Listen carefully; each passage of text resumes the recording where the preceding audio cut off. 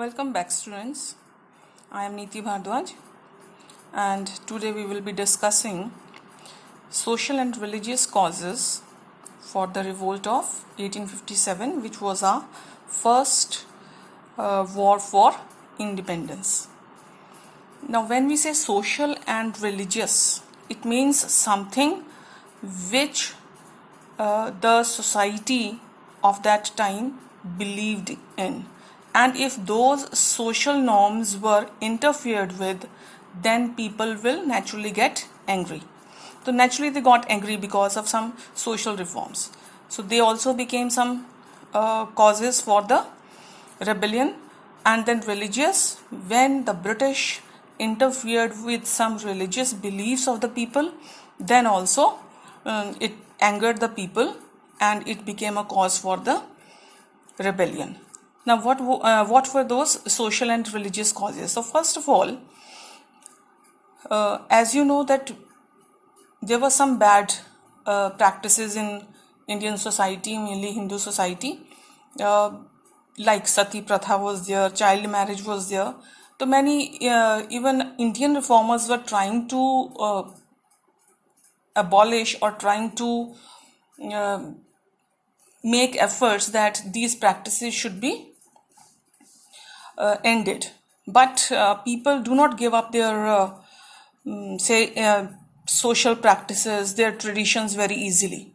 So they took the help of the British that they should make some laws to abolish those practices. क्योंकि कानून जब बन जाता है किसी चीज के लिए तब तो लोग फिर भी डर के मानेंगे उसको, अदरवाइज आप उनको नहीं जल्दी जल्दी समझा सकते. और ज़्यादातर लोग उस वक्त इतने पढ़े लिखे भी नहीं थे, तो बहुत ज़्यादा जो हैं रिजिड होते हैं लोग अपने सोशल बिलीव्स को मानने के लिए. तो British people they made some reforms in some Hindu social systems, like they abolish sati pratha और try to abolish child marriage. But Hindus thought that the British were trying to interfere with their traditions and customs by making those reforms. उनको लगता था कि ये हमारे हैं जो traditions हैं, तो जो ब्रिटिश लोग हैं उनको इस बारे में कुछ नहीं करना चाहिए, कोई कानून नहीं बनाना चाहिए. तो although here I will say that it was a good thing that laws were made against such bad practices, but still Hindus were or Indians were angered because of this. And then the British considered the Indians as inferior. British लोग अपने आप को superior मानते थे और Indians को वो बहुत ही गलत नामों से बुलाते थे, और they use to think that they are inferior to us. That is why they hated them and they were not at all worried about their plight. So just to show their hatred for the Indians, there were many things that the British had imposed, like Indians could not travel by first class train compartments with the British. They were only reserved for the British people, white people. So Indians thought that it was really disrespectful and an insult to them. So that is why they were angry with the British. And even the judiciary, British judiciary was unjust and biased against the Indians. Even if the Indians were right, just to prove that they are always wrong, so the judges used to give such judgments that which proved the Indians wrong. कोई अगर चीज साफ दिख रही होती थी कि British लोग गलत हैं जहां पर, वहां पर भी जो फैसले हैं वो उनके फेवर में ही दिए जाते थे. So this showed that British judiciary was unjust and biased against the Indians. And then the British encouraged English education in India.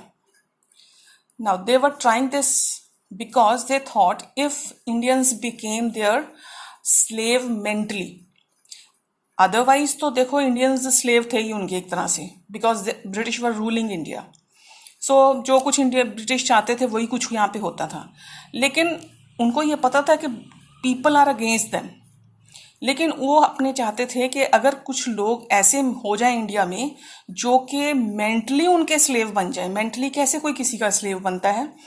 अगर आप उनको, ब्रिटिश लोगों ने सोचा कि अगर वो उनको एक तरह से वेस्टर्न कल्चर की आदत डाल देंगे, वेस्टर्न एटिक्वेट उनको सिखा देंगे और इंग्लिश बोलना सिखा देंगे, तो they will think they have become superior, और वो उनकी बात मानेंगे क्योंकि तब इंडियंस अपने आप को ब्रिटिश जैसा ही समझेंगे. तो इसलिए उन्होंने इंग्लिश एजुकेशन जो है वो उसको एनकरेज किया इंडिया में, जिससे कि western culture spread among Indians.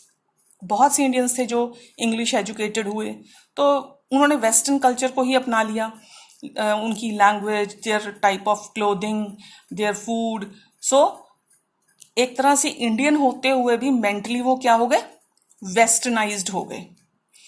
तो जो कंजर्वेटिव इंडियंस थे, कंजर्वेटिव इंडियंस जो कि पूरी तरह इंडियन वैल्यूज में बिलीव करते थे, उनको लगता था, उनको इस बात का डर था कि if Indian this English education was encouraged in India and more people tried to follow this pattern, then it would destroy their traditional moral values, क्योंकि जो इंडियंस की moral values थी वो naturally western culture में नहीं थी। So Indians did not want to lose that. So they also feared that British जो हैं वो बहुत cleverly Indians को जो है westernize कर रहे हैं, and it will be really harmful for their traditional moral values. That is why they didn't like it. Then many poor Indians converted to Christianity because they were promised a good life by the British. British जो है साथ साथ ये भी चाहते थे उनका religion फैले, उसको भी स्प्रेड करना चाहते थे। तो जो कई पुअर लोग थे उनको ब्रिटिश लोग प्रॉमिस करते थे कि they will give them money, good position, यानी कि उनकी लाइफ को बेटर करेंगे। तो इस चक्कर में भी जिसको खाने के भी लाले पड़ रहे होंगे, इतना गरीब होगा कोई, तो कई लोग कन्वर्ट हो गए। अब एक ये चीज थी कि अगर कोई हिंदू फैमिली का बच्चा क्रिश्चियन बन जाता है तो नेचुरली वो फिर क्या है, उस फैमिली का पार्ट नहीं रहेगा और उसकी प्रॉपर्टी में उसका शेयर भी खत्म हो जाएगा।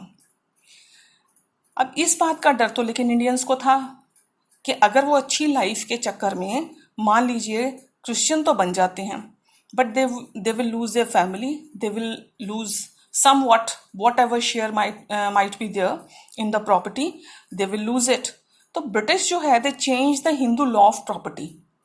उन्होंने हिंदूज के ट्रेडिशंस में ही एक तरह से ये पूरी तरह से क्या थी, इंटरफियरेंस थी ना, कि उन्होंने हिंदू लॉ ऑफ प्रॉपर्टी ही चेंज कर दिया। किस लिए किया? So that those people who had converted, those Hindus who had converted to Christianity, उनको अपनी प्रॉपर्टी का जो एंसेस्ट्रल, उनके जो बाप दादाओं की जैसे प्रॉपर्टी थी उसमें शेयर मिलता रहे। ऐसा ना हो कि क्रिश्चियन बनने की वजह से उनको वो शेयर ना मिले। तो क्योंकि अगर वो लॉ चेंज नहीं करते तो नहीं मिलता उनको, लेकिन ताकि फिर ऐसे तो वो लोग भी कहते हैं हम क्रिश्चियंस नहीं बनेंगे क्योंकि हमें अपनी प्रॉपर्टी का शेयर नहीं मिलेगा। तो उनको मनाने के लिए, अपने रिलीजन को भी स्प्रेड करने के लिए ब्रिटिशर्स ने क्या किया, हिंदू लॉ ऑफ प्रॉपर्टी को ही चेंज कर दिया। और उस लॉ के अकॉर्डिंग, नए लॉ के according, even those Hindus who had become Christians, they could get their share in their ancestral property.